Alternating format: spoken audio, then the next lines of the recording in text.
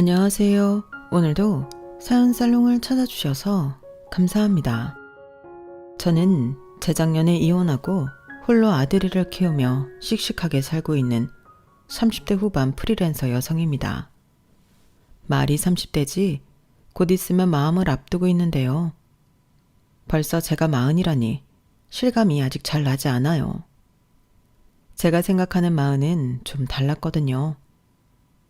어느 정도 안정된 위치에서 돈도 좀 여유가 있고 아이도 제법 커서 남편이랑 못다한 연애도 다시 하며 그런 행복한 시간을 보낼 줄 알았는데 제가 맞이하게 될 마흔은 좀 다를 것 같아요. 일단 남편이 없다는 게 가장 큰 다른 점일 것이고 그 밖에는 사실 결혼 전보다 지금이 훨씬 여유가 있는 편인데 그래도 마흔이라니. 나이의 앞자리가 바뀐다는 게 조금은 아쉽고 씁쓸한 것 같아요. 솔직히 저는 그 전까지 젊음을 만끽할 여유도 없었고 생활도 그다지 행복하지 않았거든요. 그런데 이제는 좀 살만하고 행복을 느끼며 살고 있는데 제가 벌써 중년이라는 딱지를 달게 되었으니 그게 참 안타까워요. 이럴 줄 알았으면 이혼이라도 빨리 하는 건데 무슨 미련을 그토록 오래 갖고 버텼는지 몰라요. 그리고 이런 말 좀 이상하게 들릴 수도 있는데 이혼은 제 인생에서 제가 두 번째로 잘한 일인데요. 왜 첫 번째가 아니냐고 물어보신다면 첫 번째는 제가 남편의 반대에도 아들을 낳았다는 거였어요. 남편은 아이가 돈만 많이 들고 우리의 발목만 잡을 거라며 낳는 걸 반대했거든요.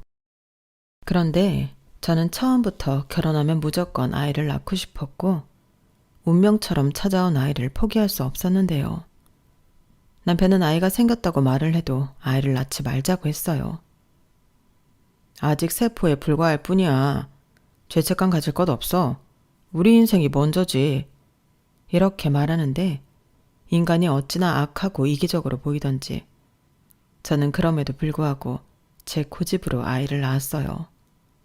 그리하여 그 일로 남편과 사이는 더 멀어졌고 지금 생각해도 너무 화가 나는 못난 취급도 많이 받았는데 그래도 제 인생에 제 아들이 없었다면 저는 지금의 이 온전한 행복을 누리지 못했을 겁니다.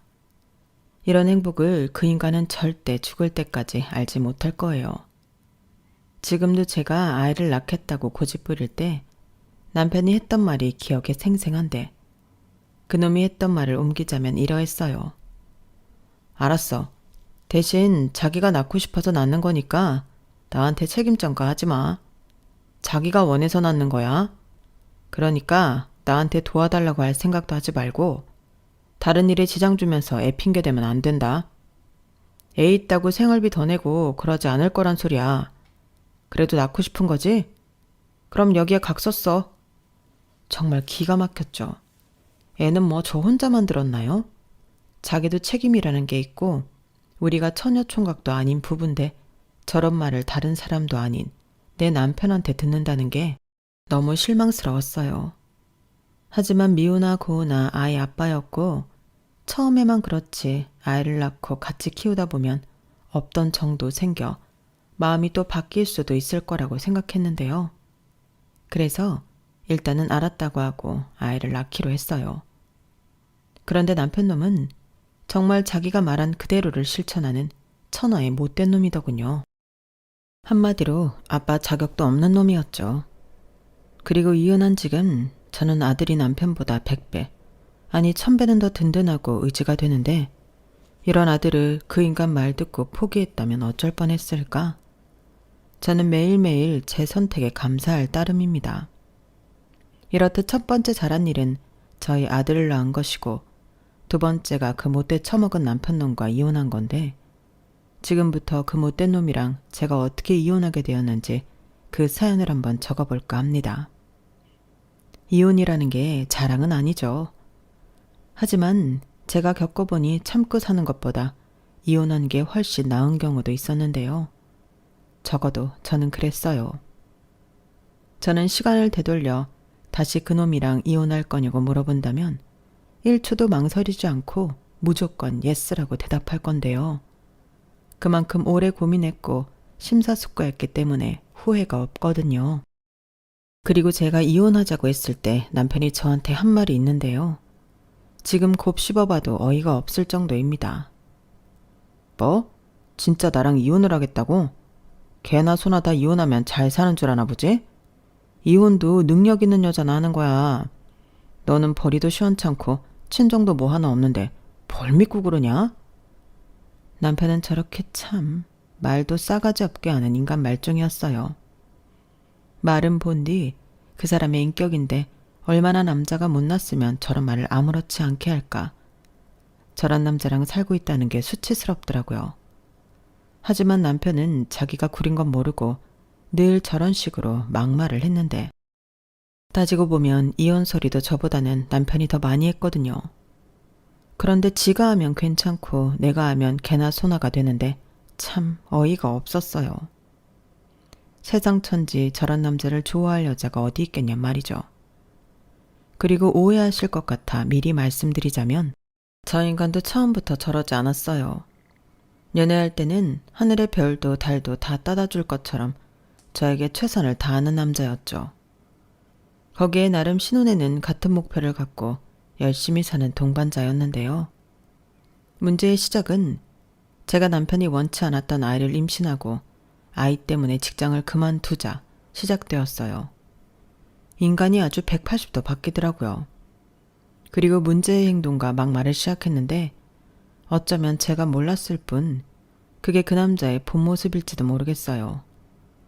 하지만 남편은 자기가 원한 건 전업주부 와이프가 아니라며 저만 보면 돈돈돈 거렸는데요. 그게 어찌나 더럽고 치사하던지 그 뒤로는 무슨 충격요법이라도 되는 듯 남편은 저만 보면 기승전 돈으로 저를 압박하더군요. 그리고 그때마다 남편은 이렇게 말했죠. 나한테 돈으로 무시당하기 싫으면 나가서 나처럼 동등하게 돈을 벌어. 이러더라고요. 솔직히 그 말을 들을 때면 더럽고 치사해서 당장 나가 돈을 벌고 싶은 충동이 생겼는데 저도 일을 하기 싫어서 안 하는 게 아니고 못하게 된 사정이 있었는데 남편은 그걸 알아주지 않았어요. 무조건 제가 일하기 싫어서 자기 덕 보려고 전업주부를 하는 것처럼 저를 몰아가더라고요. 하지만 전 맹세코 그건 아니었는데요. 추호도 그런 마음은 없었어요. 그리고 다른 사람도 아니고 내 남편은 그런 제 마음을 알아주길 바랬는데 그게 욕심이 될 줄은 미처 몰랐죠. 게다가 남편은 자기가 원하지 않는 아이의 외벌이까지 해야 하니 억울하다고 했지만 저 역시도 억울한 부분이 있었어요. 저희는 분명 결혼하고 아이 계획이 있었거든요. 하지만 남편은 생각이 바뀌었다고 하니 제가 너무 황당했죠. 뭐? 그게 무슨 말이야? 그럼 자기는 아이 없이 살자는 거야? 내가 말하려고 했는데 우리 그냥 애 없이 둘이서만 살자. 요즘 애 하나 키우려면 돈이 장난이 아니래. 그리고 그렇게 돈 들여 키운 자식이 우리한테 효도한다는 보장도 없잖아. 근데 뭐하러 그런 비싼 모험해? 우리 그냥 애 없이 우리 생활 지키면서 재미나게 살자. 그게 좋은 것 같아. 좋긴 뭐가 좋아. 자기 분명 결혼하면 최대한 빨리 아이 낳자고 했잖아. 1살이라도 어릴 때 아이 낳는 게 더 경제적이라고 그래놓고 이제 와서 그러면 어떡해? 왜? 뭐가 문제야? 그래, 그때는 그게 경제적일 거라고 생각했는데 회사 선배들 얘기 들어보니까 내가 현실 감각이 없었더라고. 자기나 나나 우리 서로 목표하는 바가 있잖아. 얼른 돈 모아서 우리 집 사야지. 언제까지 남의 집에서 새를 살 거야? 그야 그것도 맞는 말인데 애 있다고 집을 못 사나? 그리고 나는 애당초 우리 애랑 같이 단란하게 살 집을 사고 싶었던 거야. 아니, 애도 키우고 집도 사고 그게 가능해? 다 빚이지. 물론 빚 없이 내 돈으로 서울 땅에 집을 살 수는 없겠지만 나는 싫어. 그럼 평생 빚 갚고 애 부양하다 내 인생 끝난다고. 자기도 현실적으로 생각해봐. 자기가 더 힘들 거야. 애도 키우고 회사도 다니고 집안일도 하고. 자기가 무슨 철인이냐? 나는 자기 생각해서 하는 소리지. 왜 말을 이상하게 해? 이게 정말 나를 생각해서 하는 소리야? 자기 자신 생각해서 하는 소리지. 그리고 왜 나 혼자 그걸 다 해? 같이 하는 거 아니야? 애도 같이 키우고 집안일도 같이 하고 결혼 전에는 그렇게 얘기했잖아. 물론 같이 하지. 근데 내가 뭐 할 줄 아는 게 있어? 결국엔 자기 손이 더 가겠지. 그리고 나는 애 못 봐. 그리고 애 생기면 출산휴가도 써야 하고 그러다 보면 자기 회사 그만 다닌다는 소리도 할 거 아니야. 나는 애 핑계 대고 집에서 노는 여자들 진짜 싫어. 여자도 나가서 돈 벌고 자기 개발하는 게 좋은 거 아니야? 나는 그거야말로 남녀 평등한 사회라고 생각해. 저는 남편의 말에 기도 차지 않았어요. 언제부터 남녀 평등을 외치는 인간이었다고 저러는 건지. 그래놓고 자기는 할 줄 아는 거 없다고 왜 밑밥을 까냐고요. 그리고 남편은 결혼 전 제가 결혼하면 통장을 합쳐서 돈을 모아보자고 한 제안을 거절하기도 했는데요. 자기가 번 돈을 왜 자기가 관리하지 못하고 와이프가 하냐고, 똑같이 생활비 내고 나머지는 각자 관리하자고 했어요. 그때도 무슨 남녀평등 개논리를 펼쳤죠. 나나 자기나 각자 집에 생활비 보내드리잖아. 근데 한 사람이 경제권을 쥐고 있어봐. 그럼 그 한쪽 부모는 얼마나 불편해? 내 자식이 번 돈인데 며느리 눈치 봐야 하잖아. 그렇다고 경제권을 나한테 넘겨줄 거야? 아니잖아. 우리 서로 불필요한 분쟁의 소지는 없애자. 이렇게 말하면서 자기 같은 공평하고 합리적인 남편이 어딨냐고 꿀 같자는 소리를 했는데, 그래도 그때는 저런 생각도 자기 의견이니 저는 존중해주는 게 맞다고 생각했어요. 남편 말이 다 틀린 말도 아니었고요. 그래서 남편의 생각을 존중해 공동생활을 뺀 나머지 수입은 각자 알아서 관리하는 걸로 했는데요. 저는 이게 제 발목을 잡을 거라고 생각하지 못했어요. 아이가 태어나면 생활비가 당연히 늘어나는데 남편은 그때도 자기는 원하지 않는 자식이라며 아이에게 들어가는 추가 생활비는 제가 부담하는 게 맞다고 했거든요.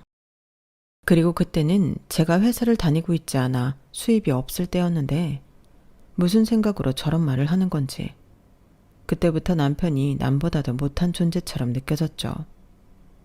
물론 제가 아이를 낳기로 하면서 쓴 각서도 있고 남편의 반대에 무릅쓰고 낳은 아이이니 남편에게 서운하면 안 된다고 생각은 했는데 막상 아이를 낳고 보니 그렇게 되지 않았어요.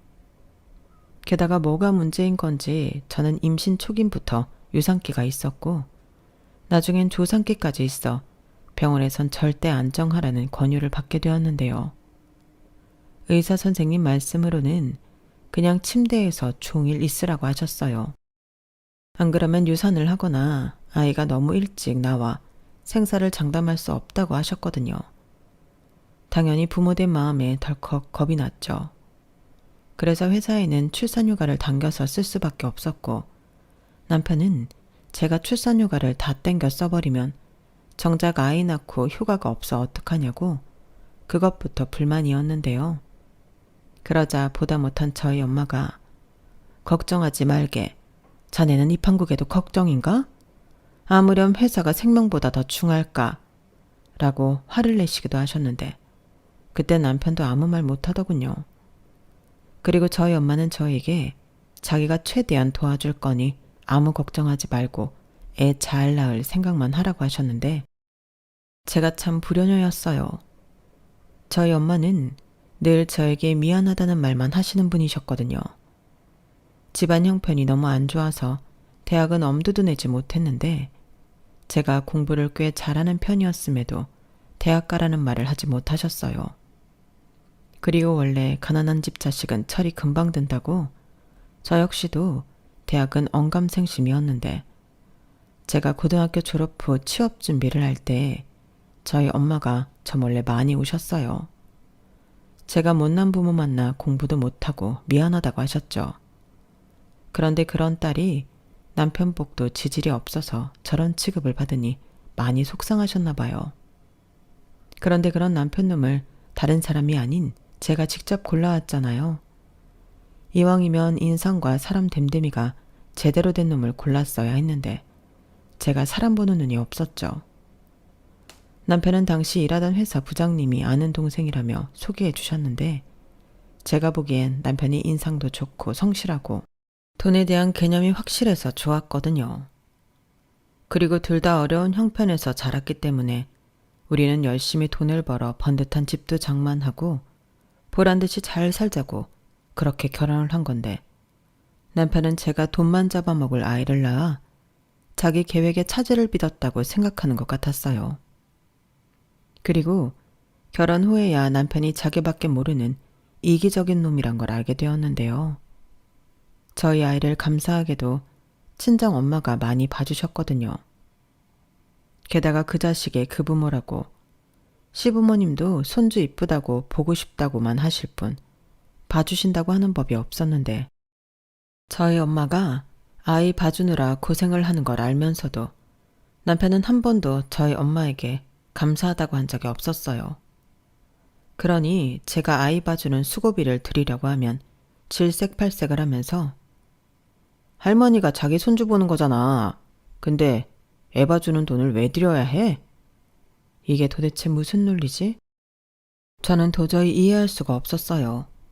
그러면서 지금도 자기가 생활비 드리고 있잖아. 그럼 된 거지. 라며 제가 저희 엄마에게 수고비 드리는 걸 반대하더라고요. 아니, 자기 부부는 애도 안 봐주시는데 생활비 지원받고 있잖아요. 그런데 남편은 자기 돈으로 드리는 거니 시댁 얘기는 하지 말라고 했고 저에게 이런 말을 덧붙였어요. 드리고 싶으면 자기 돈으로 드려. 어차피 자기가 못해서 장모님이 애 봐주시는 거잖아. 그래서 내가 애는 갖지 말자고 한 건데 이게 뭐냐? 왜 나만 나쁜 사람을 만들어? 나도 억울해. 이딴 말이나 하는 남편이었는데요. 저런 생각을 갖고 있으니 애 아빠가 아빠 노릇을 할 리가 없었죠. 처음부터 기대도 하지 않았지만 남편은 놀라울 정도로 애한테 눈길 한번 주지 않았거든요. 그리고 그즈음 아이가 돌이 되기 전 제가 다니던 회사가 부도가 났는데요. 저도 제가 오랫동안 다녔던 회사가 한순간에 망할 거라고는 상상도 하지 못했어요. 물론 말이 그렇지 하루아침에 망한 건 아닐 테지만 저는 정말 몰랐거든요. 그리하여 어쩌다 보니 저는 이직을 하지 못하고 불가피하게 실직을 하게 되었는데요. 실업급여가 나오고 또 육아수당이 나와 망정이지. 남편은 제가 실직을 하던 이직을 하던 공동생활비는 똑같이 내야 한다고 주장했어요. 아니, 제가 본의 아니게 실직을 한 걸 알면서도 왜 저런 말을 하는 건지. 저는 하는 수 없이 실업급여 받은 걸 전부 생활비로 내놓을 수밖에 없었죠. 진짜 인간이 왜 저렇게 못돼 처먹었나 꼴도 보기 싫었어요. 당연히 그때부터 이혼하고 싶었죠. 하지만 그때 당시는 벌이도 없고 아이도 어리니 차마 제 입으로 이혼 소리를 하지 못했는데요. 남편도 그런 제 처지를 알았나 봅니다. 그 뒤로 수틀리면 이혼 소리를 자주 했거든요. 그래서 그 말 듣기 싫어서 저는 집에서 틈틈이 취업 준비를 했어요. 그리고 저희 엄마는 제가 실직하는 동안 저희 애를 봐주지 않아도 됐기에 그때 한의원에 다니며 침도 맞고 자기 생활을 하셨는데 그런 엄마를 생각하면 다시 회사에 나간다는 것도 죄송한 마음이었죠. 하지만 제 코가 석자였기 때문에 취업만 되면 다시 엄마에게 아들을 부탁할 수밖에 없었는데요. 그땐 정말 마음이 초조하고 힘들더군요. 왜냐하면 제가 고졸이고 아이가 어리다 보니 선뜻 저를 채용하겠다는 회사가 없었거든요. 그때마다 느끼는 절망감이란 이루 말할 수가 없었는데 그땐 자신감, 자존감 이런 게 다 바닥이었어요. 게다가 남편까지도 그거 봐. 요즘 세상에 애 엄마가 재취업하는 게 뭐 쉬운 줄 알았어? 달아도 안 쓰지. 이제 어쩔 거야. 지금이야 실업급여 나오지만 그거 끊기면 그땐 어떡할 거냐고? 계획은 있어? 그러게 내 말을 들었어야지. 이렇게 말하며 제 속을 벅벅 긁는데 마음 같아서는 보란듯이 남편 놈 다니는 회사보다 더 좋은 회사에 떡하고 취업해 저 코를 납작하게 눌러주고 싶었어요. 하지만 그건 어디까지나 희망사항일 뿐 현실의 벽은 저에게만 유독 높았는데요. 어느 정도 시간이 지나니까 사람이 살짝 포기가 되더라고요. 그리고 그땐 그래, 좀 쉬자. 이건 좀 쉬라는 하늘의 계시야. 아직 애도 어린데. 실업급여 나오는 동안만이라도 쉬자. 애 크는 것도 보고 우리 엄마도 쉬고. 좋네. 저는 이렇게 조급하게 생각하지 않기로 했는데요. 제가 생각을 고쳐먹자 남편만 더 안달이 났어요. 이렇게 실업급여 끊기면 자기한테 빌부터 살 작정이냐고. 그러면 친정 생활비도 자기가 드려야 하는 거냐고 입에 거품을 무는데 저는 더 약오를 하고 아무 말도 하지 않았어요. 뭐 그때는 확실한 게 아무것도 없으니 달리 할 말도 없었거든요. 하지만 남편은 저더러 왜 아무 말도 하지 않냐며 무책임하다고 비난했고 이럴 거면 당장 이혼하자고 난리를 쳤는데 제가 알겠다고 이혼하자고 하면 남편은 그냥 하는 말일 뿐 실천으로 옮기지 못했어요. 저는 그런 놈인 줄도 모르고 저런 남편 무섭다고 아둥바둥 했는데 그때부터는 저도 용감해졌어요. 쥐도 궁지에 몰리면 고양이를 문다고 지가 어쩔 건데 하는 생각을 하게 되더라고요. 그리고 어차피 혼인신고는 했고 내 아들의 아빠이니 죽이 되든 밥이 되든 어디 한번 해보자 하는 심정으로 남편이랑 살았는데 그래도 그때까지는 어떡하든 그 인간이랑 잘 살아보고 싶은 마음도 있었던 것 같아요. 하지만 인간이 어디 변하나요? 원래 인간은 죽기 전에 변하는 거니 제가 바라는 일은 일어나지 않았죠. 대신 다른 일이 벌어졌는데 제가 집에서 하던 취미가 제 인생을 바꿔놓았거든요. 병원에서는 절대 안정을 취하라며 움직이지 말라고 했기에 침대에 앉아서 저는 주구장창 그림만 그렸는데요. 제 꿈이 원래 만화가였어요. 집이 가난하고 대학도 못 가는 처지였기 때문에 어디 가서 그림 잘 그린다, 만화가가 꿈이다 이런 말은 못했지만 그림 그리는 건 여전히 좋아했었거든요. 그리고 그즘 태블릿 PC로 그림 그리고 편집하는 걸 재미있어 했는데 딱히 할 것도 없고 나는 태교라고 생각하고 그림을 그렸어요. 짧은 네컷 만화도 있고 일러스트도 있고 어떤 그림을 따라 그린 것도 있었는데 그렇게 그림이랑 짧은 제 글을 블로그에 올리게 되었죠. 친구도 많이 없던 저는 블로그에 사람들이 찾아와 제가 그린 그림과 글을 보고 달아주는 댓글이 너무 좋았거든요. 그러다 제가 남편과 사이가 안 좋은 채로 취업 준비를 하고 있을 때 생각지도 못한 제안을 받게 된 거예요. 그건 바로 한 출판사에서 저에게 책 표지 디자인을 해줄 수 있냐는 거였는데요. 디자인 몇 가지를 보내주면 회의를 통해 결정하겠다고 했는데 만약 제 디자인이 채택이 되면 돈도 준다고 하더라고요. 그때는 그 말이 왜 그렇게 신나고 감사한지 저는 무려 시 한 20개를 그려보냈는데 다행히 그 중에 하나가 채택이 되어 처음으로 그림을 팔아 돈을 벌어봤어요.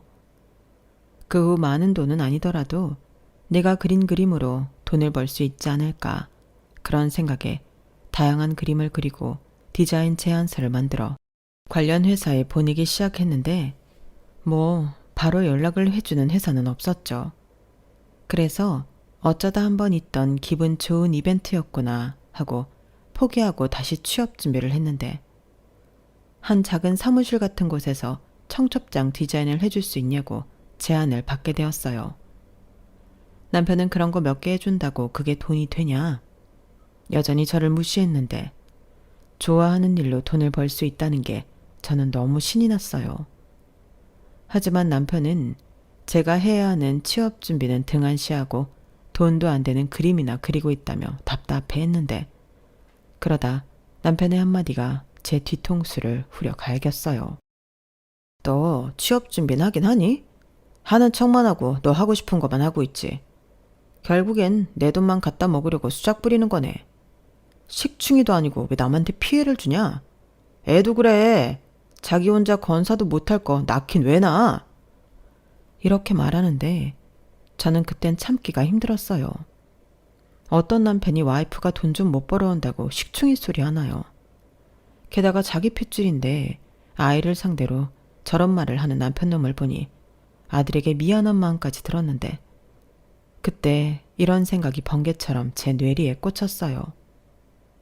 저 인간은 내가 아프거나 다쳐서 어디 불구라도 된다면 나를 자기 힘들게만 하는 짐짝 취급하면서 밖에 내다 버리겠구나.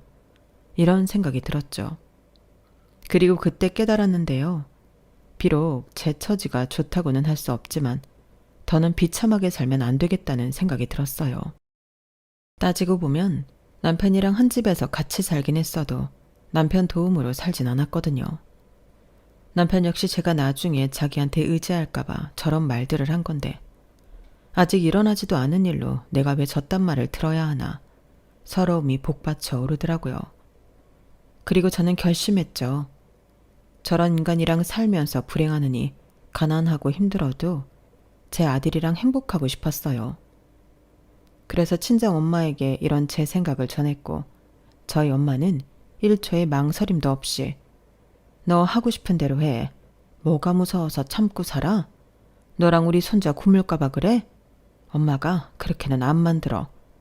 이렇게 말해주셨는데 그 말이 참 감사하고 용기가 났어요. 저희 아빠는 심기가 불편하신 듯 아무 소리도 하지 않으셨지만 차마 자기 딸한테 참고 살라고는 할 수 없는 눈치더라고요. 저희 아빠도 따지고 보면 좋은 남편, 좋은 아빠는 아니었는데 그렇기 때문에 엄마가 고생을 많이 하셨죠. 일은 엄마가 더 많이 했는데 그 돈을 제일 많이 갖다 쓴 사람도 저희 아빠였거든요. 그러니 자연스럽게 저는 아빠를 좋아하지 않게 되었고 엄마가 그걸 아셔서 중간 역할에 신경을 많이 쓰셨는데 제가 이혼 이야기를 했을 땐 달랐어요.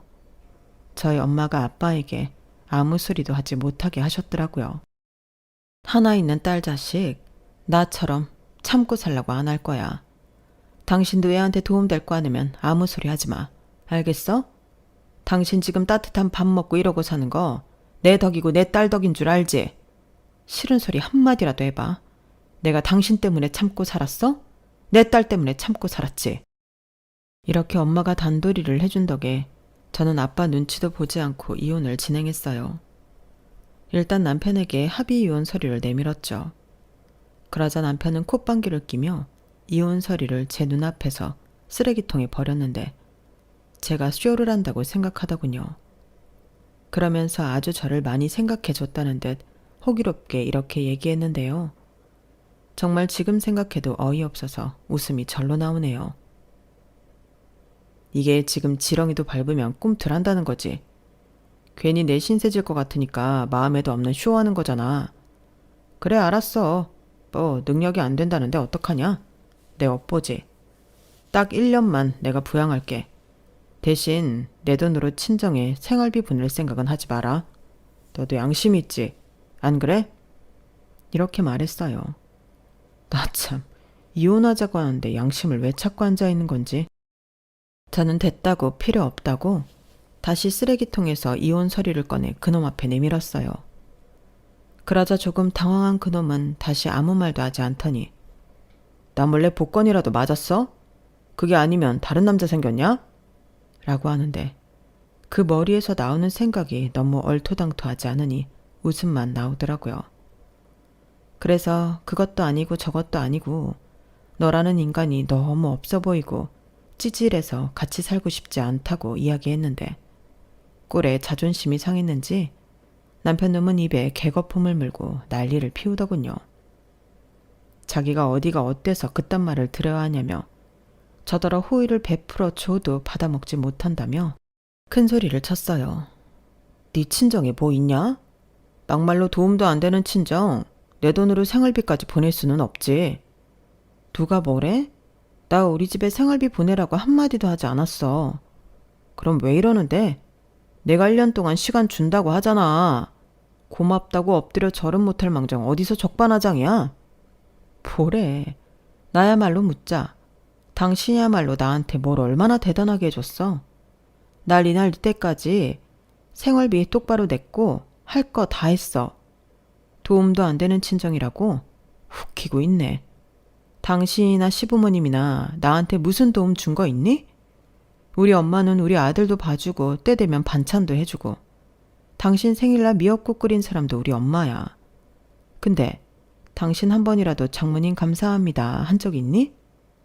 나는 내가 그런 한심한 인간을 남편으로 두고 살았다는 게 너무 싫어. 그래서 이혼하자는 거야. 왜? 자기도 걸핏하면 이혼하자고 했잖아. 왜? 너는 되고 나는 안 돼? 네가 이혼하자고 하면 내가 벌벌 떨어야 하는데 내가 이혼하자고 하니까 어이가 없어? 아니, 뭘 잘못 먹었어? 갑자기 왜 이래? 갑자기? 누가 갑자기래. 나 그동안 많이 참았어. 우리 아들 낳기 전에 말도 안 되는 각서 쓸 때도 참았고 나더러 돈 벌어오라고 돈돈돈 거릴 때도 참았잖아.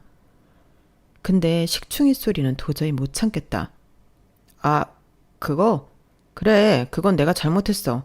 그냥 홧김에 잘못 나간 소리야. 그 정도는 실수로 이해해 줄 수 있잖아. 아니, 싫어. 막은 곧 그 사람의 인격인데 내가 왜? 왜긴 너 능력 없잖아.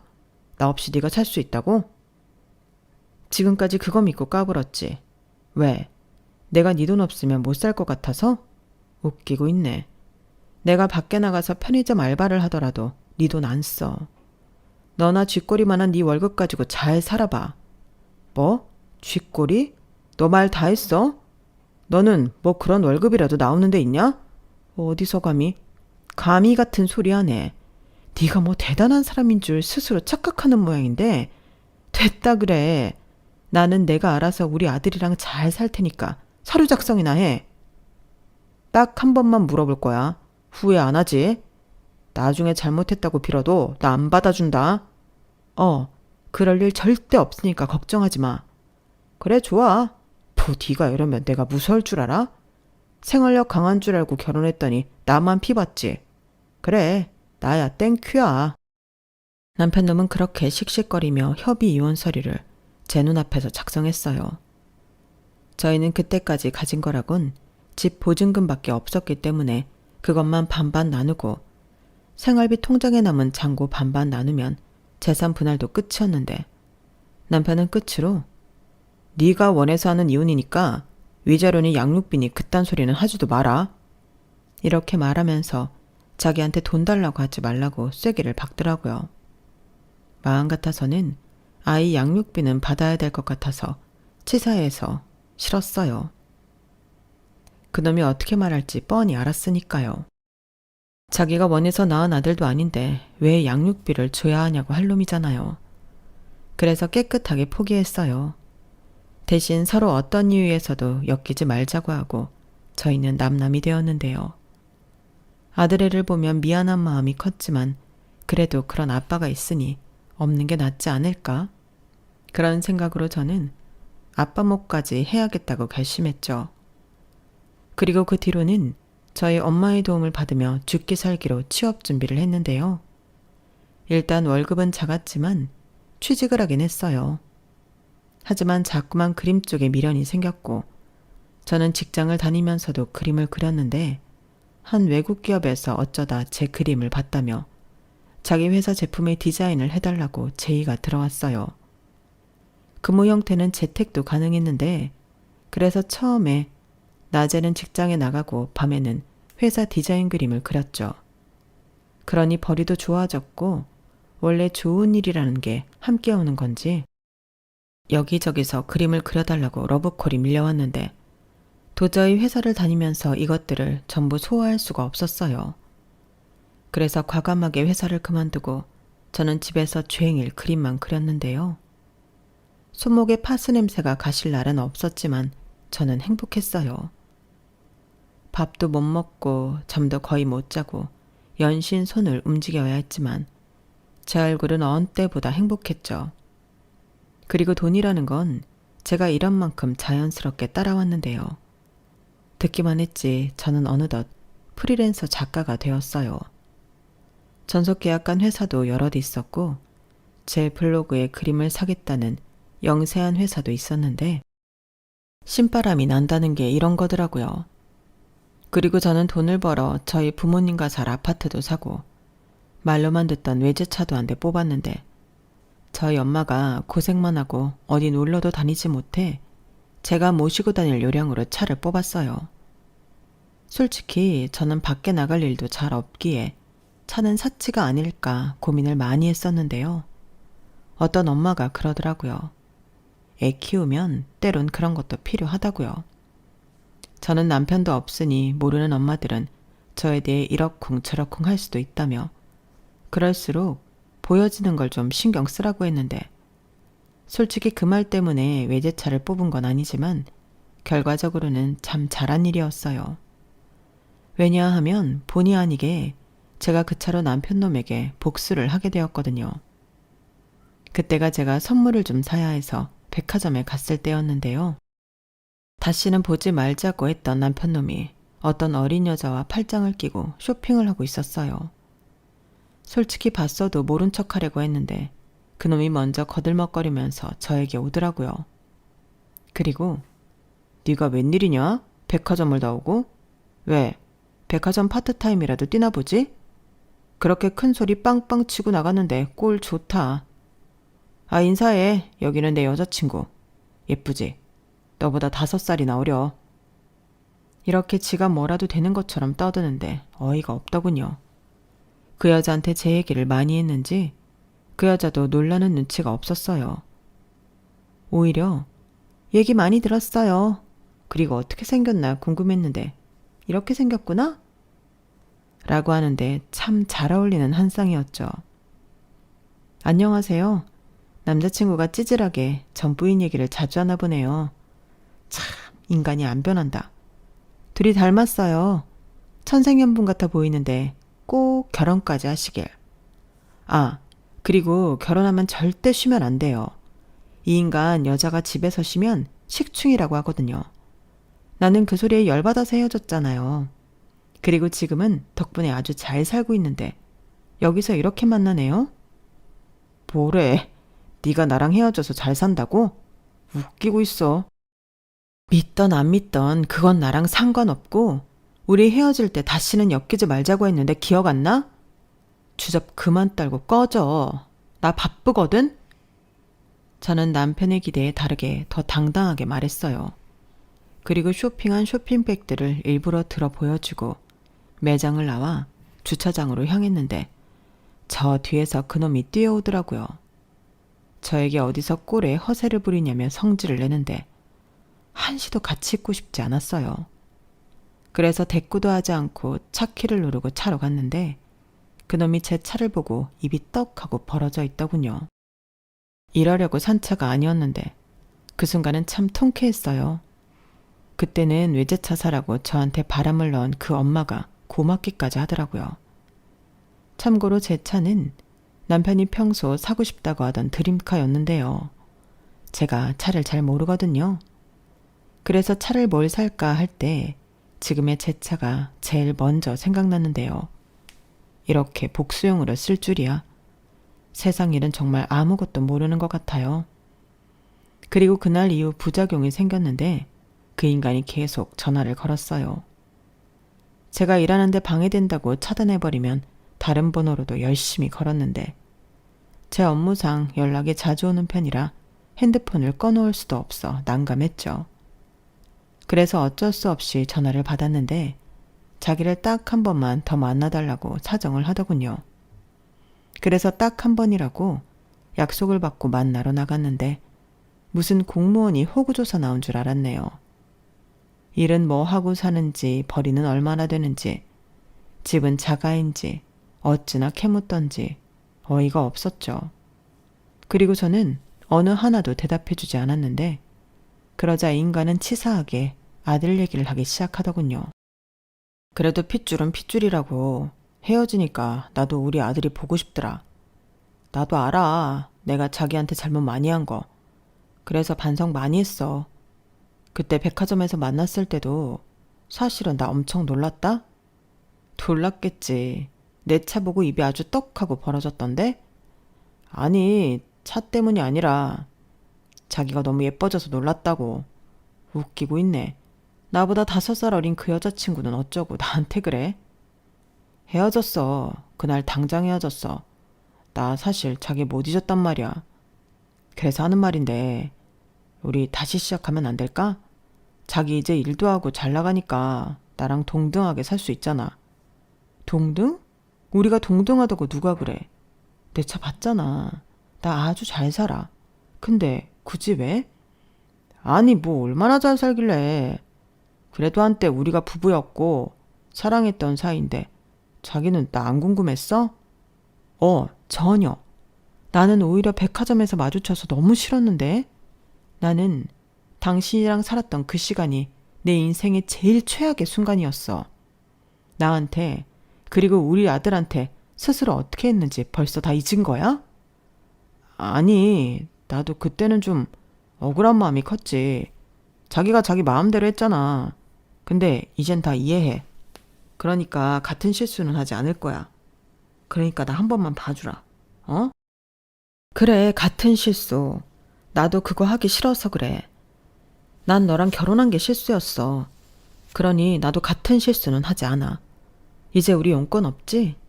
가서 네 쥐꼬리만한 월급으로 행복하게 살아. 꼴에 나랑 우리 아들 걱정하지 말고. 우리는 네가 상상하는 것보다 훨씬 잘 살거든? 저는 그렇게 한 방 날려주고 그 자리를 미련 없이 떠났어요. 그러자 끝까지 매달려 보겠다고 이 인간이 쫓아왔는데 제가 경찰에 스토커로 신고한다고 핸드폰에 112 번호를 찍자 더는 쫓아오지 못하더라고요. 그리고 고맙게도 그날 이후 잠잠해졌는데 저는 혹시 몰라서 번호를 바꿨습니다. 처음엔 좀 번거롭고 불편하기도 했는데 어쩌나요? 불안 요소는 처음부터 없애야죠. 그리하여 지금 저는 나름 잘 나가는 프리랜서 디자이너이자 엄마로 잘 살고 있는데요. 아들은 다행히 아빠를 닮지 않고 저를 닮았어요. 자기 딴에는 엄마가 밤새 그림 그리는 일을 하는 게 힘들어 보이는지 틈만 나면 제 손목을 주물러주고 엄마 힘들지?